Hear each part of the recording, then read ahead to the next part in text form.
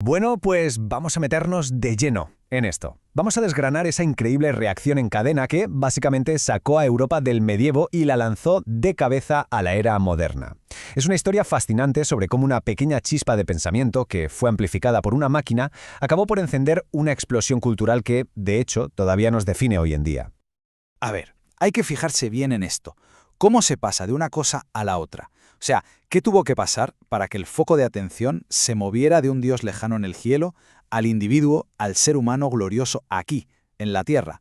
Pues esa es precisamente la pregunta que vamos a intentar responder. Todo, absolutamente todo comienza con la primera pieza del puzzle. Y es la más importante, claro. Se trata de un cambio radical en la forma de pensar. Un movimiento que conocemos como humanismo. Esta fue la verdadera chispa que lo empezó todo. Para entender el cambio hay que saber de dónde venimos. En la Edad Media la mentalidad era, muy clara. La vida aquí en la Tierra era vista como una especie de sala de espera para lo divino, para lo que venía después. Por eso la mayoría de los artistas trabajaban de forma anónima para la Iglesia. No buscaban el reconocimiento personal, sino la alabanza a Dios. Y de repente, ¡boom!, llega el humanismo, una idea tan rompedora que le dio la vuelta a todo. De la mano de pensadores como Petrarca o Boccaccio, este movimiento se atrevió a decir algo que sonaba revolucionario, que la vida en la Tierra tiene valor por sí misma, que el ser humano, con su razón y su potencial, es algo digno de ser celebrado. Y aquí se ve el núcleo de ese cambio. De repente se empieza a valorar la fama, la gloria, el reconocimiento individual, algo que antes estaba hasta mal visto. Se desempolvan los textos de la antigua Grecia de Roma, y sobre todo la razón y la observación empiezan a plantarle cara al dogma que había impuesto la Iglesia durante siglos. Y esta frase de Descartes es que es la culminación de todo ese espíritu. Pienso, luego existo. Ojo, no dice creo, luego existo. El simple acto de pensar, la razón individual de cada uno, se convierte en la prueba definitiva de que existimos. Es en toda regla una declaración de independencia intelectual. Pero claro, aquí surge un problemón. Tenemos una idea revolucionaria, potentísima, pero estamos en un mundo donde los libros son un lujo, son carísimos, se copian a mano, uno a uno. Llevaba meses, incluso años, hacer una sola copia. Entonces, ¿cómo se puede empezar una revolución si las ideas, literalmente, no pueden viajar?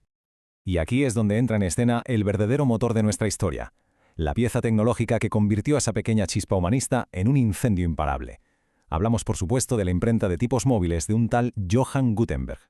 Es que la genialidad de Gutenberg no fue un solo invento, Fue la combinación perfecta de tres innovaciones. Por un lado, perfeccionó los tipos móviles de metal, usando su experiencia como orfebre. Por otro, adaptó una prensa de uvas para aplicar la presión de forma uniforme. Y finalmente, creó una tinta con base de aceite, más densa, que se pegaba bien al metal. Creó un sistema completo que funcionaba.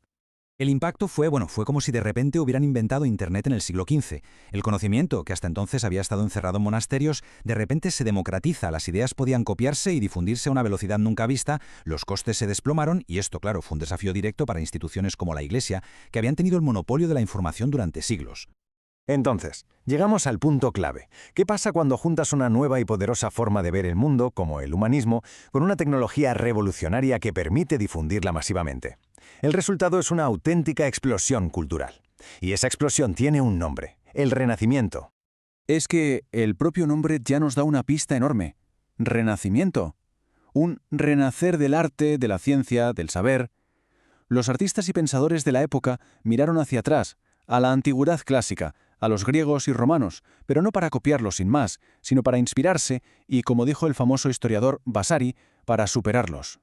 Y lo curioso es que este renacer no fue igual en todas partes. Hubo, digamos, dos grandes caminos. En Italia, genios como Masaccio usaron la geometría y la perspectiva matemática para construir un espacio ideal, racional.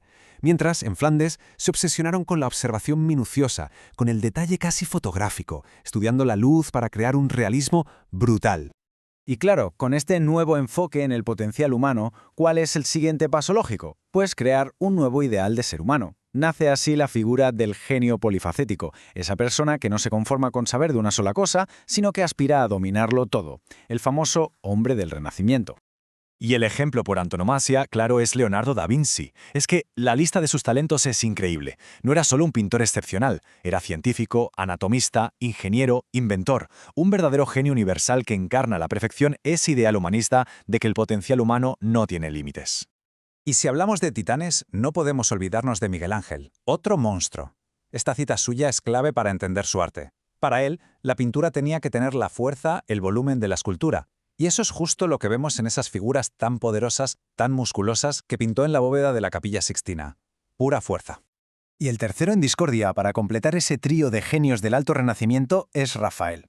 Quizá no fue un revolucionario tan radical como Leonardo o Miguel Ángel, pero fue el maestro de la armonía. Supo coger lo mejor de todos los que le precedieron y crear obras de un equilibrio y una belleza simplemente perfectos. Así que, para ir cerrando el círculo, hemos hecho un viaje increíble. Hemos visto cómo una idea filosófica, el humanismo, al ser impulsada por un invento tecnológico, la imprenta, fue capaz de transformar por completo el arte, la ciencia y, en definitiva, toda la sociedad. Es que la secuencia es perfecta si nos fijamos. Primero, en el siglo XIV, nace la idea. Luego, a mediados del XV, llega la tecnología que la puede difundir. Y finalmente, la explosión artística que culmina a principios del XVI. Una cosa lleva a la otra en una cadena de causa y efecto casi de manual. Y todo esto nos lleva a una reflexión final, casi obligatoria. El humanismo y la imprenta fueron las grandes fuerzas disruptivas de su época. Y esto nos hace preguntarnos, ¿cuáles son las ideas y las tecnologías que están definiendo nuestra propia revolución, aquí y ahora? La historia al final nunca deja de plantearnos preguntas muy actuales.